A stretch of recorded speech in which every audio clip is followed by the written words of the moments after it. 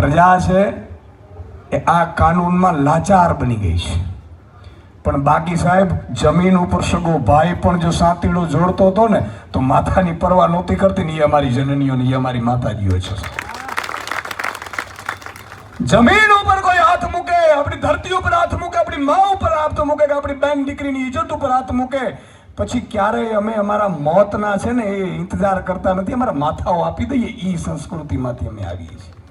તમારી પોલીસ કે તમારા ઢીંકડા થાયબડા ફેફડા આ બધાને તો અમે રાત્રે ઉપાડી લઈએ એમ છીએ. આ વાત સાચી છે કે નથી?